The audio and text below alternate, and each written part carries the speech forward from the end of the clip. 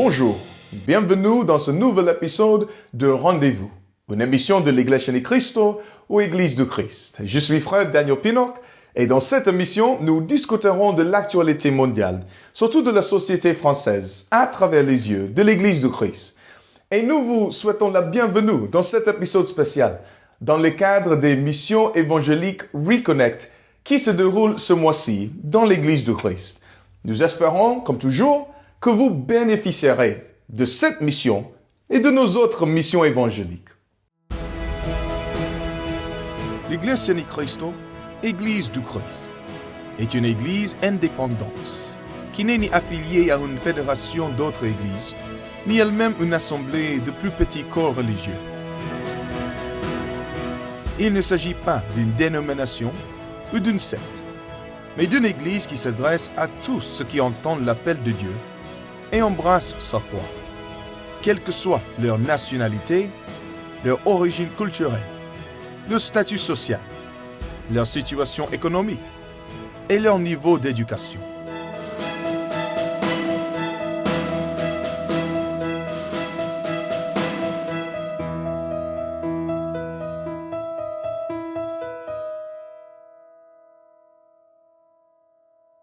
L'Iglesia de Cristo a été enregistrée aux Philippines le 27 juillet 1914.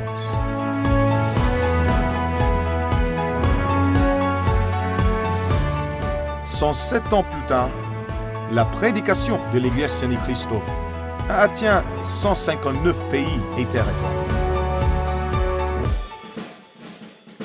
Elle défend les enseignements de Dieu écrits dans la Bible, l'unique base de la foi de ses membres. Motivé par ce dessein divin, sous la direction de l'actuel ministre exécutif de l'Iglesia de Cristo, le frère Eduardo Vimanalo, les ministres et les travailleurs ministériels continuent de prêcher les paroles de Dieu à tous les individus, partout dans le monde, même en cette période de pandémie. En résultat, des milliers de personnes ont décidé de se joindre à l'Église et d'être baptisées.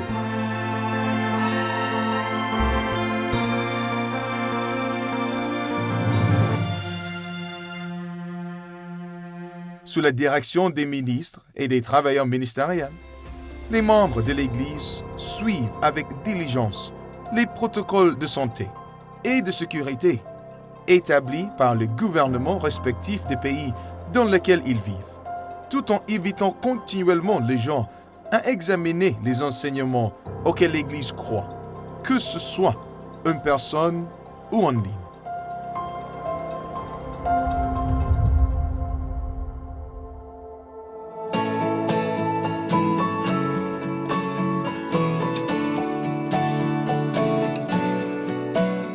Dans les régions où les mesures de quarantaine sont strictement appliquées, les services d'adoration sont célébrés dans leurs foyers respectifs.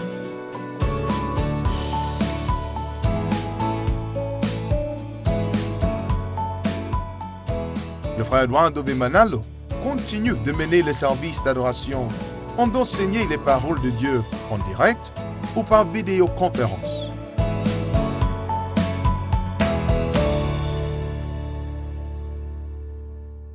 Afin de suivre le commandement de Dieu et de répondre aux besoins spirituels de nombre croissant de membres, l'Église du Christ construit constamment des lieux d'adoration dans différentes parties du monde.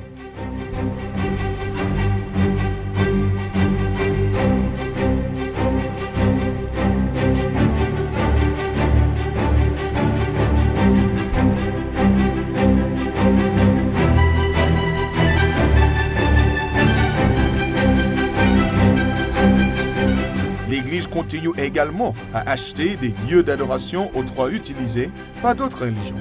Ces bâtiments sont rénovés afin de devenir un lieu approprié pour les rassemblements sacrés des membres.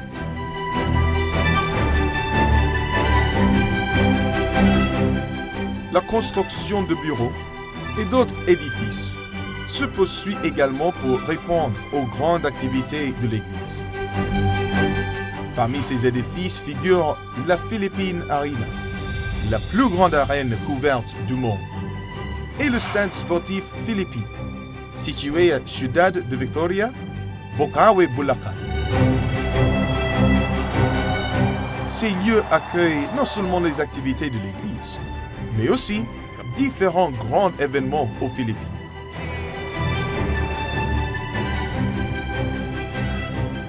Récemment, une grande partie du complexe de l'arène philippine a été utilisée comme une méga installation de quarantaine pour répondre aux besoins de nos compatriotes qui ont été infectés par le Covid-19 jusqu'à ce qu'ils soient complètement guéris.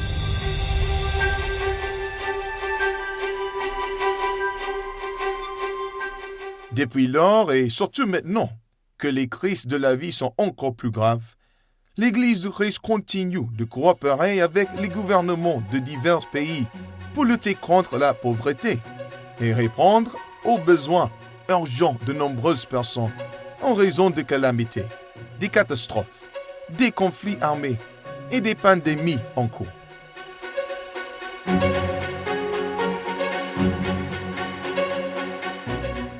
Dans le but d'apporter une aide à long terme aux personnes qui sont dans le besoin, le ministre exécutif de l'Iglesia et Cristo, le frère Eduardo Vimanalo, a autorisé la mise en place de projets complets de subsistance, non seulement ici aux Philippines, mais aussi dans divers pays.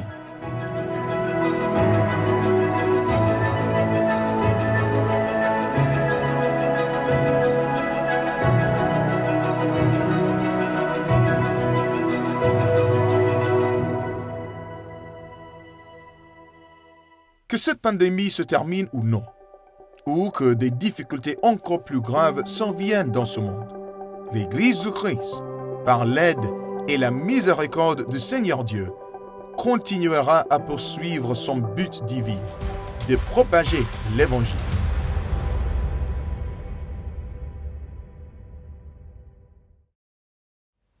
Ce mois d'octobre voit bon nombre des mêmes problèmes en cours que nous avons vus et entendus récemment, ainsi que de nouveaux problèmes auxquels nous avons de faire face. Et nous savons très bien, chers amis, que cela s'applique partout dans le monde, et y compris ici en France. Pour commencer, nous sommes toujours confrontés à cette pandémie de Covid-19, même si la situation commence lentement à s'améliorer. La France est toujours confrontée à des vifs débats sur les droits civils de différents groupes de personnes, les lois sur les migrants et l'asile, la discrimination, les mesures antiterroristes et divers autres sujets. Et le dernier mois de septembre, nous avons de faire face à des inondations soudaines dans le sud de la France, qui ont affecté la vie et les moyens de subsistance de nombreuses personnes. Normalement, certains pourraient dire que nous sommes habitués à ce genre de vie, dans lequel il y a des différentes situations que les gens traitent de différentes manières. Malheureusement, certaines façons dont les gens choisissent de traiter ou de réagir aux problèmes des temps modernes ne sont pas toujours le plus positives. Par exemple, et nous aurions peut-être pu le deviner, mais les recherches ont montré qu'ici en France, la santé mentale de nombreuses personnes était en déclin à cause de cette pandémie. Et bien que certaines améliorations soient observées maintenant qu'il y a moins de restrictions, d'autres restent défavorables touchés par la situation actuelle. Maintenant, en restant optimiste, bien-aimés téléspectateurs, de nombreuses personnes ont profité de cette période de pandémie pour déterminer leurs priorités dans cette vie. Les gens semblent plus conscients qu'ils devraient valoriser d'autres aspects de la vie qu'ils n'appréciaient peut-être pas auparavant. D'autant que ces enjeux sociaux, politiques, économiques ont prouvé les limites de notre vie et de notre existence dans ce monde. Et l'Église du Christ continue de partager avec ses membres, qu'ainsi avec nos invités et amis, pendant nos missions évangéliques comme celle-ci et nos services d'adoration, des leçons et conseils pour garder leur esprit sur l'aspect positif de la vie. Non seulement cela, Mais l'Église de Christ continue d'organiser des activités pour les frères et sœurs et nos semblables, ici en Europe et partout dans le monde. Voici quelques exemples. Bonjour! Do you know, aside from France, which other countries speak in French? Oui? No. Anyhow, I'm sure you'll learn some while traveling with our lovely Kadiwa and Binhi sisters from a district of Western Europe. Allons-y!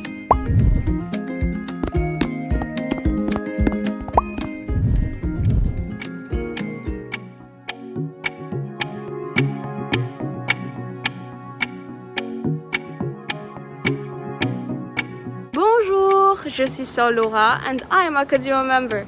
Let me show you around the city where we don't find the secret places, but where the secret places find us. Paris! The first stop of our tour is Montmartre. Did you know that this location belonged and still belongs to many artists? Whenever Picasso would visit here, he would pay with his paintings. Maybe something you can try out yourself. What makes this place even more special is that it's the highest natural point in Paris. A perfect spot to enjoy with your loved ones. N'est-ce pas, Sœur Francesca? You're right, Sister Laura. Let us now go to one of the longest rivers in this country, La Seine. With this breathtaking scenery, this river became the subject of many painters. This view might look familiar to you because it was one of the passing points of the Worldwide Walk a few years ago. But I won't let go of you just yet because I want to show you first my favorite place in Western Europe, the house of worship of the local congregation of Vaudois. It is the first worship building dedicated in France, the heart of the ecclesiastical district of Western Europe indeed. Hello, I'm Iglesia Sister Harmony, a Kadiwa member of Brussels, Belgium, and I welcome you to the country of fresh chocolate waffles and many more cultural assets that might surprise you. Let me take you to Parc Saint-Quentin. Let's go to the Grand Place. Its charms are even more being shown once the night falls. The lights brighten up the narrow streets filled with many food places surrounding the Grand Place. I highly recommend spending some quality time here with your friends and family. It's time to meet Sister Janine at the beach. Let's go! Bonjour tout le monde, I'm Sister Janine, also part of the Kadiwa organization, and it's nice to meet you here in Nice. I think I should inform you beforehand that the Promenade des Anglais is 7 kilometers long, so make sure to catch up. What makes this place outstanding is several monuments along the avenue and the street lights. While wandering in the old town of Nice, with its picturesque streets and ochre-colored facade, you will discover the best local food with a lot of flavors and scents. Just like this ice cream. Bon appétit! So now, are you ready for your last destination? Let's go to Switzerland. Here you are at the final destination of this trip across Western Europe. I'm Sister Jamie Lee, a Kadiwa member here in Switzerland. We might think you'll be tired of walking and riding the bike, so let us just sit along the shoreline of Montreux and enjoy the gorgeous view of Lac Léman. So if you want to have that first row experience, make sure to pass by. Thanks, Ms. Jamie. I am China Jessica from the Binhi organization of Gestalt Switzerland. This medieval town is located in the favorite canton of Switzerland. It is known for its cheese production, so I'll take you to Gruyère Cheese Factory.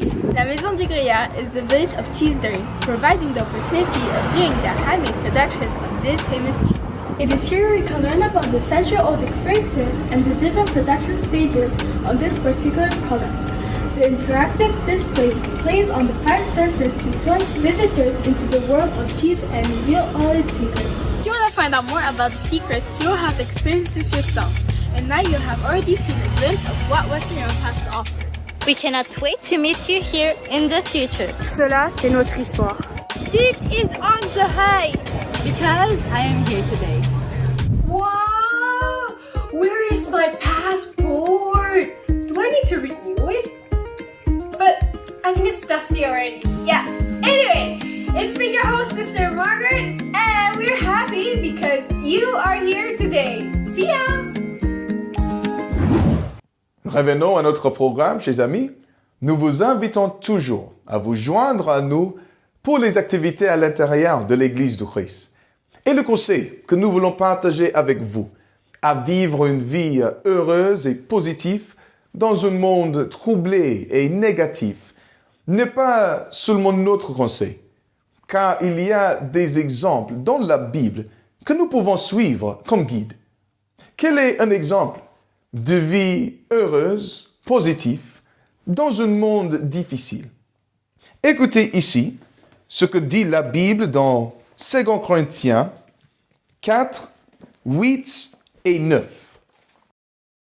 Nous sommes poussés de toutes parts, mais nous ne sommes pas abattus.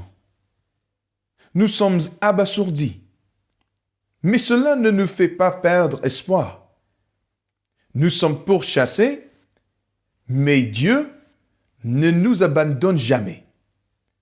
On se fait renverser, mais on se relève et on continue. Remarquez, chers amis, que même les apôtres du Seigneur Jésus-Christ connaissaient les douleurs et les difficultés de la vie dans ce monde. Mais comme nous l'avons lu, ils n'ont pas été abattus et ils n'ont pas perdu espoir. Ils ont pu se relever et continuer. Avez-vous remarqué l'une des raisons pour lesquelles ils ont pu le faire? L'apôtre Paul a dit, Dieu ne nous abandonne jamais. Cette reconnexion avec Dieu, chers amis, est quelque chose que nous espérons vous considérerez pour votre vie, pour que tout reste positif. Une connexion avec Dieu peut-elle vraiment aider? Voici ce que Dieu lui-même dit dans le Psaume 32, verset 8. Il est écrit dans la Bible. Je vais t'instruire et t'enseigner la voie à suivre. Je vous conseillerai avec mon œil aimant sur vous. Si nous pouvons apprendre suffisamment confiance à Dieu, chers amis, et à ses paroles dans ce verset, cela nous servira d'inspiration très importante. Dieu lui-même a dit qu'il nous instruirait, nous enseignerait et nous conseillerait avec amour. Alors, si c'est quelque chose que nous intéresse, que nous dit-on de faire maintenant, même si cette vie est remplie de beaucoup de négativité? Écoutez ici, dans Deutéronome 30, 15 et 19. Voyez, j'ai mis devant vous aujourd'hui la vie et la prospérité, la mort et l'adversité. En ce moment, j'appelle le ciel et la terre à être témoins que je vous offre ce choix. Choisirez-vous que le Seigneur vous rende prospère et vous donne une longue vie, ou vous mettra-t-il sous une malédiction et vous tuera-t-il? Choisir la vie. Donc, si nous voulons faire l'expérience ou des conseils d'amour de notre Dieu, nous devons d'abord faire un choix, chers téléspectateurs. Dieu a mentionné, j'ai mis devant vous aujourd'hui la vie et la prospérité, la mort et l'adversité. Choisissez la vie. Comment quelqu'un choisit-il la vie? Nous avons lu Deutéronome 30, 15 et 19. Lisons maintenant Deutéronome 30, verset 20.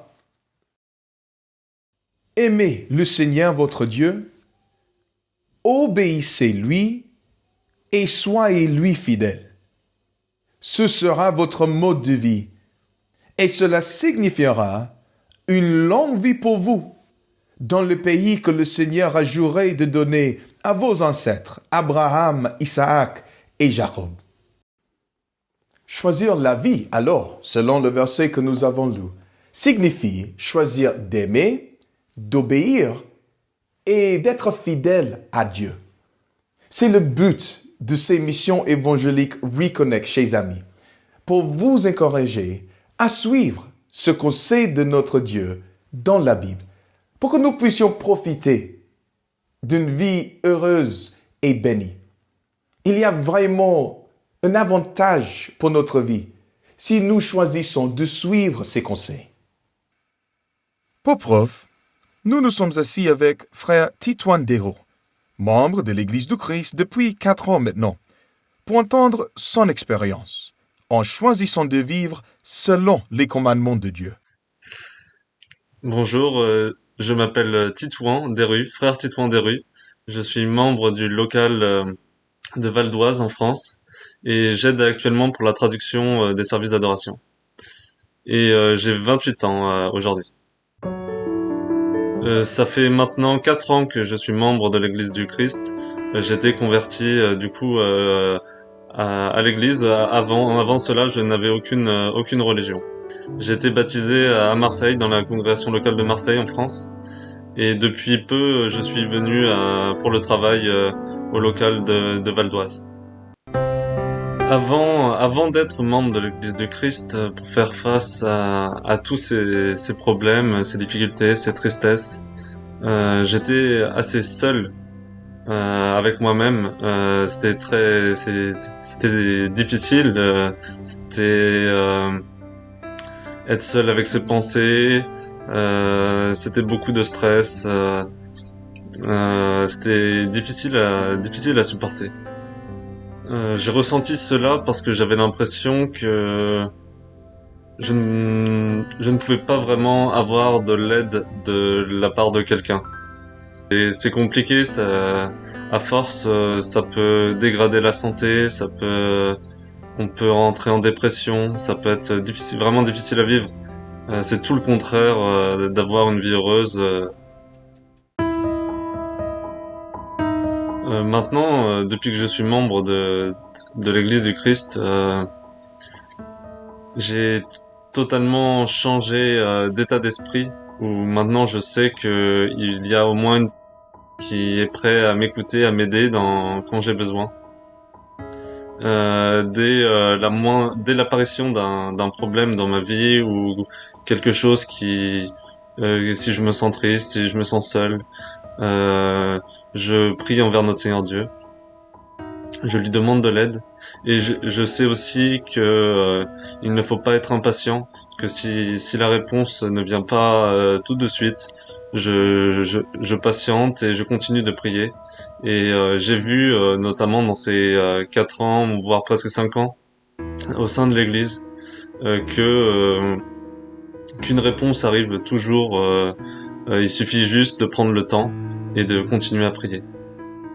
Dans les services d'adoration, l'administration nous enseigne toujours de suivre les commandements de notre Seigneur Dieu. Et je crois que c'est une bonne chose à faire, parce que en effet, si on suit les paroles de notre Seigneur Dieu, qu'on suit ses commandements, c'est en faisant cela qu'il pourra en retour nous aider si on a des difficultés. Et du coup, je pense que c'est la meilleure chose à faire si nous voulons vivre une vie heureuse dans cette vie. Mon conseil pour tous les invités qui ne sont pas encore membres de l'Église du Christ, ça serait d'être curieux, de se renseigner sur ce qui se passe dans l'Église du Christ, pourquoi nous devons faire confiance à notre Seigneur Dieu. Également, je leur dirais de mettre Dieu au test qu'est-ce que vous avez à perdre finalement. Vous avez tout un tas de bénédictions à portée de vos bras. Du coup, juste essayez. Venez écouter les paroles de notre Seigneur Dieu. Posez-vous des questions sur est-ce que c'est ce que vous recherchez.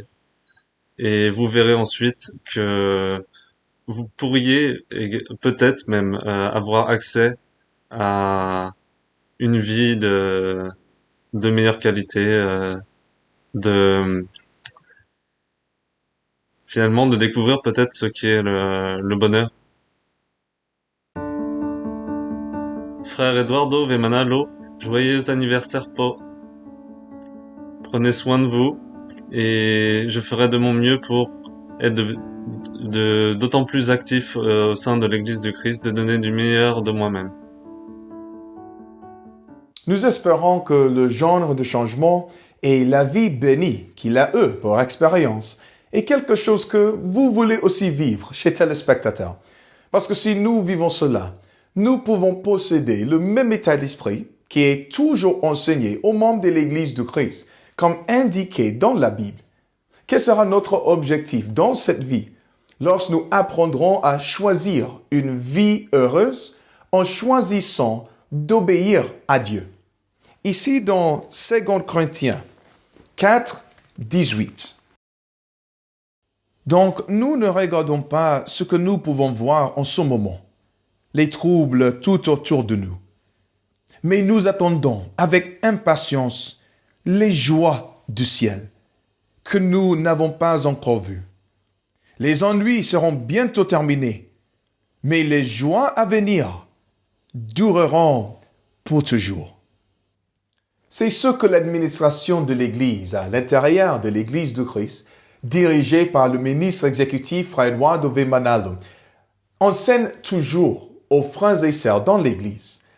Nous attendons avec impatience les joies au ciel, ou le salut tel qu'enseigné dans la Bible. Et nous ne nous concentrons pas sur les problèmes qui nous entourent. Nous choisissons plutôt de nous concentrer sur le service de Dieu, d'obéir à ses commandements que l'administration de l'Église nous enseigne patiemment et de recevoir les bénédictions dans cette vie, et en particulier la joie qui durera pour toujours là-bas dans le ciel. Nous espérons que vous ferez le même choix, chers amis. Et c'est aussi ce que le ministre exécutif de l'Église du Christ, Frère Eduardo Vemanalo, veut pour chacun d'entre nous. Alors, parce qu'en ce mois d'octobre est l'anniversaire de notre ministre exécutif, nous voulons aussi vous souhaiter un joyeux anniversaire pour Frère Eduardo Vemanalo. Nous vous aimons pour et merci car vous continuez de nous enseigner les paroles de Dieu écrites dans la Bible. Nous vous remercions, chers amis, de vous être joints à nous pour cet épisode spécial de Rendez-vous pour l'émission évangélique Reconnect de l'Église du Christ. Nous vous invitons également à regarder les autres missions évangéliques Reconnect ce mois-ci, ainsi qu'à toutes les activités de l'Église du Christ. Avant de terminer notre programme pour aujourd'hui, nous vous invitons à vous joindre à nous pour une courte prière.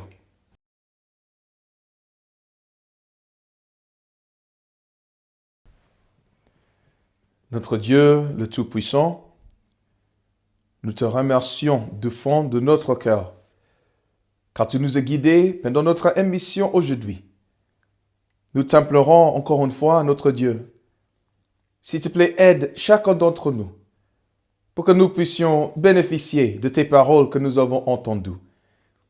Aide-nous, notre Dieu, de donner toujours notre concentration dans l'obéissance à tes commandements, surtout pour nos amis qui sont ici avec nous dans cette émission, pour qu'ils puissent recevoir une vie heureuse toujours dans ce monde difficile, grâce de leur obéissance à tes commandements.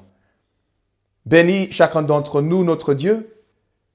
Aide-nous de vivre dans ce monde selon ta volonté, pour que nous puissions recevoir pas seulement tes bénédictions dans cette vie, mais au-dessus de tout, la promesse du salut. Notre Seigneur Jésus-Christ, tu es notre médiateur. S'il te plaît, intercède notre prière à notre Dieu, pour que nous puissions recevoir tous nos demandes. Notre Dieu, nous revenons envers toi. Nous sommes sûrs que tu as béni déjà tous nos frères et sœurs et tous nos invités, pour qu'ils puissent continuer d'être avec nous en avenir pour les autres activités de l'Église du Christ. Bénis au-dessus de tout l'administration que tu as placée à l'intérieur de l'Église, surtout notre cher frère bien-aimé Eduardo Vemanalo, notre ministre exécutif, pour qu'il puisse mener l'Église dans nos services envers toi. Pardonne-nous, s'il te plaît, pour les péchés que nous avons commis.